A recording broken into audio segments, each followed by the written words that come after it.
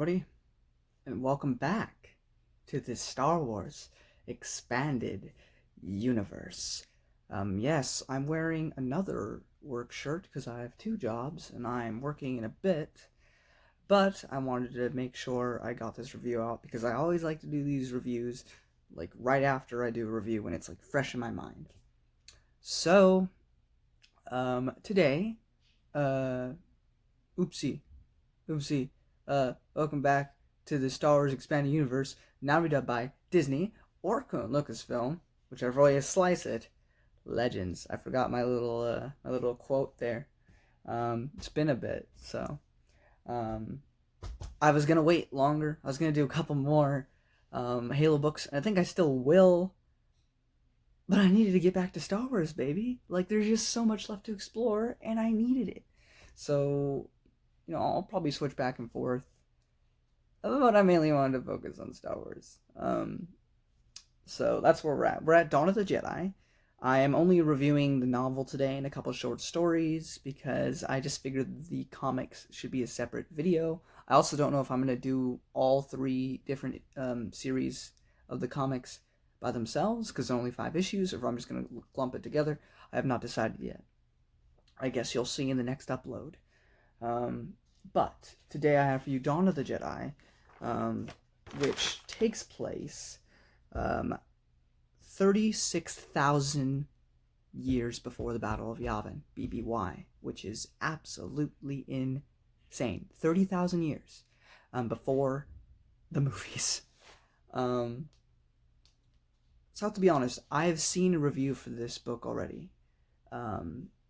It was in Matt Wilkins. If you don't know Matt Wilkins is, you should go give him a subscription. He talked about how awful this novel was. I don't agree. I don't think this is a great book. In fact, I think this book is pretty boring. However, because of how far in the past it is, there is some interesting stuff in comparison to two of the works I like to talk about the most in regards to EU books that I just don't like. And that would be Allegiance and Choices of One by Timothy Zahn. I don't like those books. That was my first introduction really to Mara Jade, and it was awful. There were parts to it I kind of enjoyed, but most of it was a slog. This was like that, but it has the positive of being so far in the past that at least there's some interesting stuff different from other stuff and not involving Luke and having this will they, won't they meet, even though you know they can't meet because of the Thrawn trilogy and all that. This book gets slight props for that. Now I have to say, I'm talking about the book now, non-spoiler wise, just because I want to get it out of the way. Then I should also mention there's a short story before I get into the plot. I mean, it's going to be non-spoiler, but Dawn of the Jedi Eruption by John Ostrander takes place before the book. Is basically just like, although I should also mention, sorry, flabbergasted brain. I read issue 0 of the comic series before reading the book because I wanted to have some visuals of what was going on, because I heard like if you don't, like, it's kind of hard to understand what you're supposed to be looking at. It's the same sort of issue I had with the Halo trilogy that I just reviewed. But so I did that. I took some notes there, which I'll discuss. I don't know if I'm going to discuss it here or in the comic review, but regardless. But in the Dawn of the Jedi Eruption by John Ostrander, who is the writer of the comics, it's basically just a little short adventure that takes place right before the book. And then there's also another short, it's just like a little like journal entry by Tim Levin, who's the author of the main book, Dawn of the Jedi Into the Void, which is the main character, Lanoree Brock, just talking about how she's getting called back to Tython for a mission that's about to take place. Just setting up, it's very short, just a little thing setting up the novel, and that's it. But the novel itself, about that. But anyway, so they're called Jedi with like 2 eyes and like a little apostrophe after the E. And because they're like super early Jedi, they still use swords.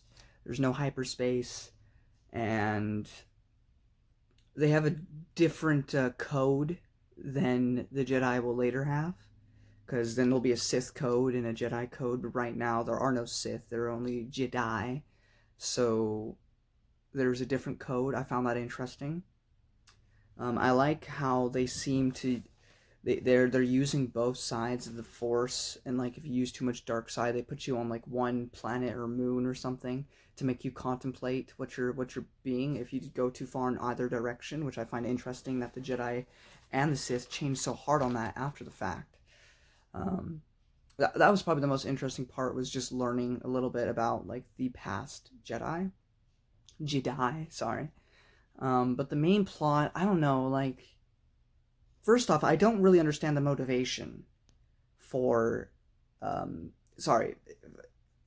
the main plot essentially is that Lanoree Brock's brother, Dahl, is the bad guy. He is trying to do something. It's never fully explained what evil thing he's trying to do, but it's something evil. It's got to be stopped. The only thing I really got from him is that he doesn't like the Force. He's very much against it. He's not a Force user. He just despises the Force. It's not the same, but it's... If I had to compare it to something within the Star Wars Expanded Universe, it would be in KOTOR 2, which we will discuss in the future. With Kreia, she's like a dark side user. Spoilers if you haven't played KOTOR 2. And her whole thing, though, is that she doesn't like the dark side or the light side. She just doesn't like the Force. And the character you play as is this wound in the Force.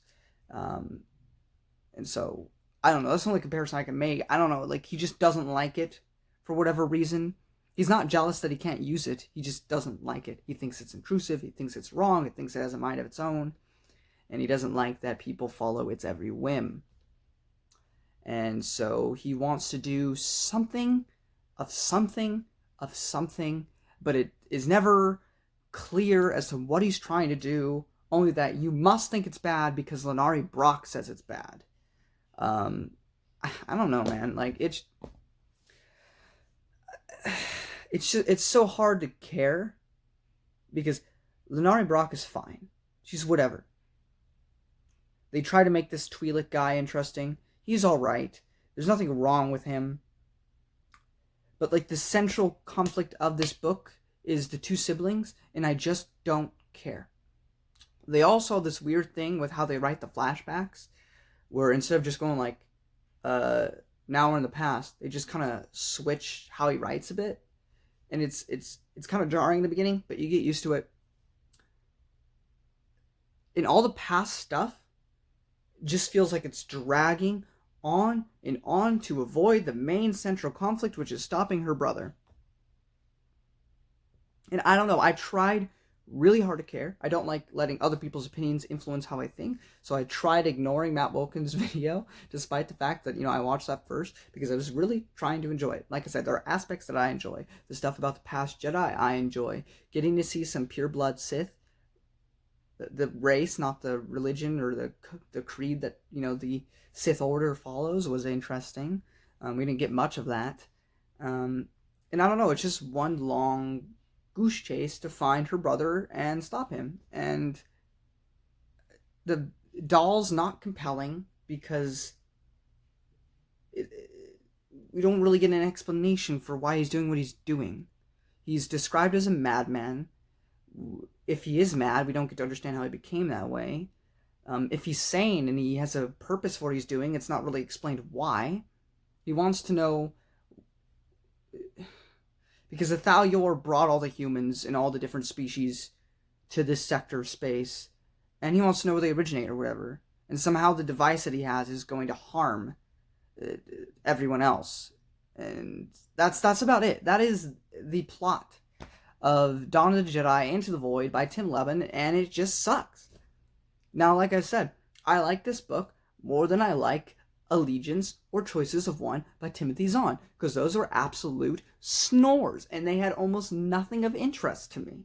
Almost nothing besides the stormtroopers, and that was like it. Mara Jade herself, I'd heard so much about her. First time I seen her, I didn't find her interesting, like, in almost at all. I didn't find her interesting till the Heir to the Empire or the Thrawn trilogy. But before that, I did not care about her. And so those have been my go-to for bad Star Wars novels. So like, that's what you go to. That's the example you use when you find a bad novel. And this isn't bad, I guess. It's boring. Like, I kept checking the clock. Like, when is it over? When is it over? Because it was just so boring. And that's my thoughts. If you were new to the expanded universe, I would not want you to start here. This is a terrible place to start. I haven't read all the comics yet, but I'm just gonna say I don't think you should start in the Dawn of the Jedi era. I think you should have read other stuff and come back to this later if you feel so inclined. I also read the first issue of the comic. I enjoyed the first issue. I'm excited to read more of that. That will probably be far more entertaining than this book was. But I don't know, man. It's just, and maybe it could have become something if it had more novels, but there's only the one, and so it's hard to get invested in Lanoree because it's like the only time we're gonna see her. So I don't know. I don't mind as much. Matt Wilkins mentioned in his video how it's not like, where they're using like prior technology and stuff. Like, yeah, that would have been cool to see. But I mean, they don't really explain it, that Thalyor kind of bring in all these different races for some reason. We don't really get an explanation for that. That would have been interesting to explore, why this mysterious pyramid-shaped thing brought all these beings here. But, it at least explains why they know what other races look like, so it's not really an issue for me. And I don't like that there's, I guess, having all the races know each other isn't as big a deal to me as the fact that they still have like robots and really cool ships and stuff. That stuff just kind of annoys me. Like, when were you guys like not advanced? That's about it for my thoughts, non-spoiler wise. If you've already read this novel and you don't care about spoilers, now's the time to stay. Otherwise, it's time to check out. Last thing I'll say about it is it was just a really okay, kind of boring read that you might enjoy if you enjoy this type of writing. Otherwise, I'd say if you want to read this, put this on the back burner or find a way to read it for free. Just, I would not waste your time with your money unless you're a completionist. Like, once I've bought anything else in the expanded universe and I have nothing else to buy, I'll buy this just because I want to have, I don't want to have like everything, like it's super expensive, but I'll get mostly everything. And so I'll get this eventually. Like, I'm not gonna lie, I read this on a Google Doc, but I will pay for it when I've gotten everything else that I actually want. But yeah, those are my non-spoiler thoughts. I'm gonna get into spoilers now. If you don't want spoilers, time to go. So Dawn of the Jedi, Eruption by John Ostrander. This story even mentions how her brother has kind of become a bad guy. It's basically just a hostage and negotiation mission. This other Jedi named Hawk goes to this hostage situation to go help that out, while Lanoree is at a diplomatic mission to talk to these people.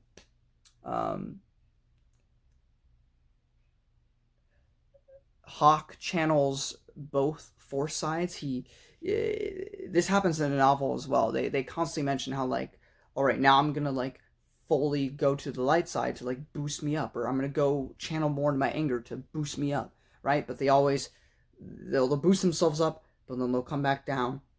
And the idea is to not let it like overcome you, to just use both, but then always come back to balance, which I found interesting. I mean, I know there's no technical gray Jedi ever mentioned in these novels or comics, but these guys, these old Jedi seem pretty close to what I would consider a gray Jedi.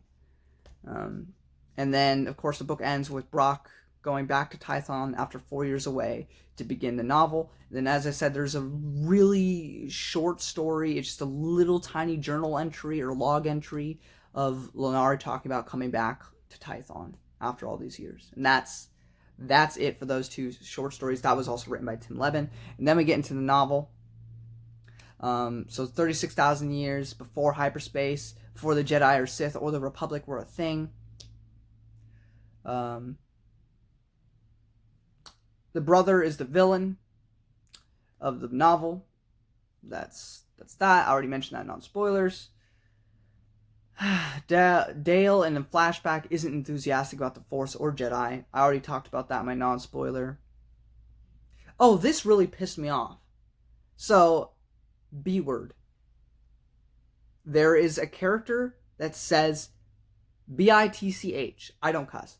So, sorry. I don't care if you cuss. I don't. I mean, I do cuss, but I try not to. Anyway. Star Wars has always been very much that they have made up cuss words. But for some reason, this book uses the B word. Why? First off, that kind of breaks continuity slightly because I've never heard a cuss word in the Star Wars Expanded Universe. Not once. I've heard cuss words that are made up for the universe, but I've never heard a real world cuss word put into a book. And it completely snapped me out of the story. Because it was so out of place. Like, this never happens in any... I've read over 70 novels now. Not once has there ever been a cuss word, like a real life cuss word.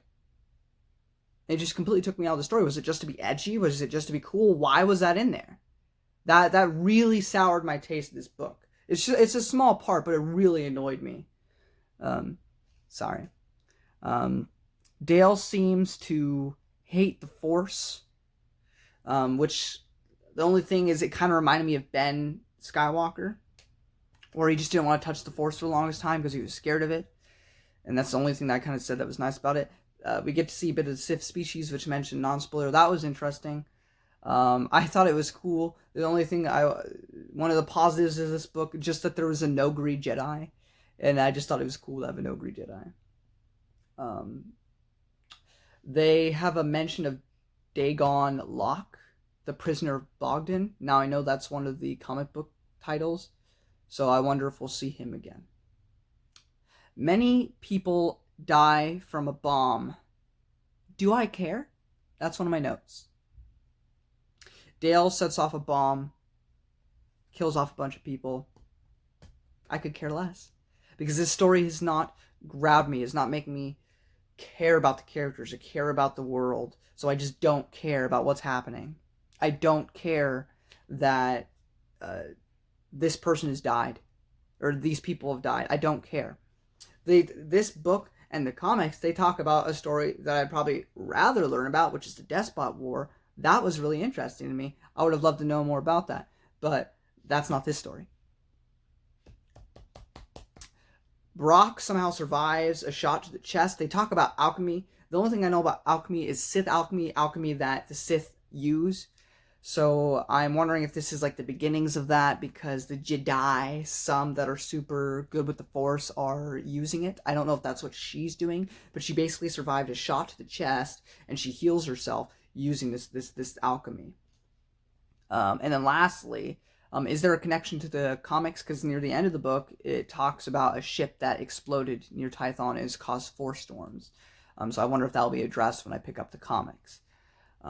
But that is about it. I will mention here, just because why not, I took some notes from issue 0 that was, all of issue 0 was far more interesting than this entire novel, but we have 8 Thalyors, which are ancient pyramid ships that gathered strong Force users and brought them to this planet Tython. And the Jedi code I found really interesting for the past, because I know the Jedi code from KOTOR and what it will become, but this is the past one, which is there is no ignorance, there's knowledge, which I think in the Jedi one in the future will be there's no ignorance, there's peace, there is no fear, there is power. I am the heart of the Force. I am the revealing fire of light. I am the mystery of darkness, in balance with chaos and harmony, immortal in the Force. I like it. Ancient Jedi found straying too far to the light side or dark would be considered in this time period out of balance. So they would have to go to these 2 planets that represent light and dark and contemplate themselves so they can find balance in the middle. 12 years before the novel or the comic series that we'll get to in another video, the Despot War happened with Queen Hydia, who began a process of unifying Shikakawa, which is like the Coruscant of the past, and subjugating the aristocracy, and her laws with the goal of taking over the planets of the Tython system. But the Jedi sided with the aristocracy and took her out. But she was another one of those people who were like, you have the Force and we don't like the Force. We're going to beat you up. Which is kind of like foreshadowing to Dahl and his like point of view, I guess, but they don't really elaborate on it. The Rakatan Infinite Empire dominated the galaxy for millennia. Using slaves, they made the Star Forge, which we see in KOTOR, where they meld tech with the Force to create war machines. They developed hyperspace by bending the Force to the dark side. Thousands of years later, civilization would use that knowledge to use it as we know in the movies. And then lastly, the last note I took was Force Sabers, first iteration of what would become lightsabers, which we'll talk more about in the comics. But that's about it. Those are my thoughts on the Dawn of the Jedi novel, Into the Void. Like I said, I don't want to be too mean to it, but it's just not interesting for the most part. I thought the Twi'lek side character was okay. I tried to care about Lanoree Brock's struggle with her brother, but I just didn't care. I'm like, you're not Jaina Solo and Jason, all right? This isn't pulling me in like it should. But I tried. I really did. But I would love to know what you thought of it in the comment section below. Like I said, I do not think this is even necessarily an awful book. I think it's okay. I think there are much better stories out there. And I will say, again, without a shadow of a doubt, I would rather read this again than read Allegiance and Choices of One again, even though I paid for those. But that is about it for my beginning journey, chronologically, in order of the Star Wars Expanded Universe. So if you like this video and want to see more, please subscribe so you can see more of my videos. Don't forget to comment. Let me know what you thought of the book in the comment section below. And go subscribe to Matt Wilkins, because he's amazing. And if you're watching, thank you for watching my videos. As always, much appreciated. Love you. And to the rest of you, I will see you in my next journey in the Star Wars Expanded Universe, reading the comics of the Dawn of the Jedi era. Until then, see you next time.